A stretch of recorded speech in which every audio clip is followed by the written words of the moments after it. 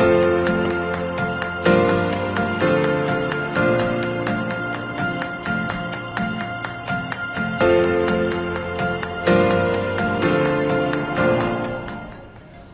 to Impact Moment. It's all for you right here on DCTV. I'm Alvin Jones, and today I have with us Katherine Leon. She's with the SCAD Alliance. Katherine, how are you today? I'm doing well. Listen, great to be here. It is so good to be here. We're social distancing, but we are keeping things close as far as information. Let folks know about the SCAD Alliance and what it does and how it helps people.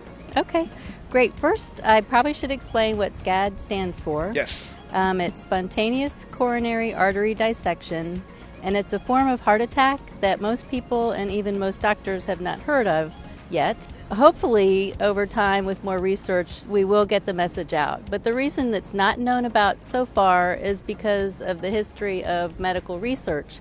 You know, in the past, they would study men's heart attacks and apply that information to women. But obviously that doesn't work because we're very different beings, even down to the cell level. And with SCAD, what happens is the artery lining tears.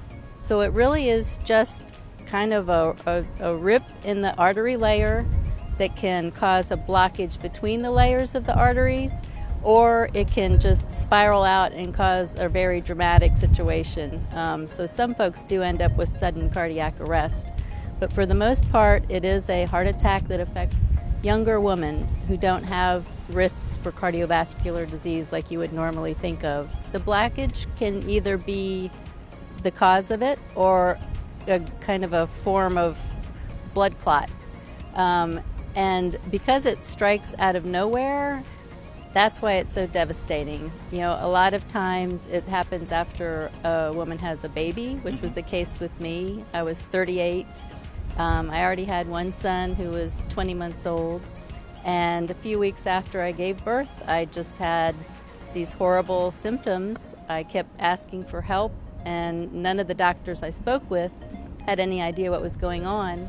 And sure enough, I had a blockage, 90% blockage of my left main artery, and ended up having double bypass surgery. Wow. That has to be frustrating, and well, frustrating, I think, is a word that almost describes it, but also disheartening when you have a problem and nobody knows what to do or where it comes from. There are no answers. No, particularly at that time, there really was nothing. That became my mission to change that. I really felt like if we were studying every aspect of health in men, that it was about time we started studying this form of heart attack in women.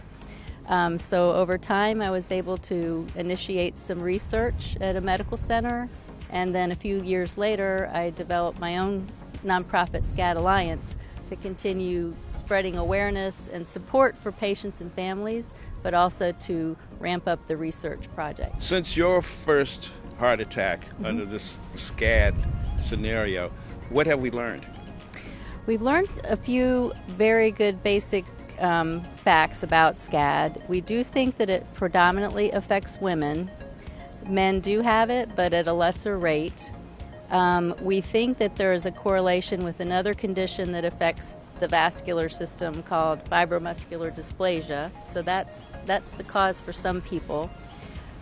We do think that hormones are involved because in women it typically is either with, we think, pregnancy, in vitro fertilization, and the menopause years seem to also be a culprit.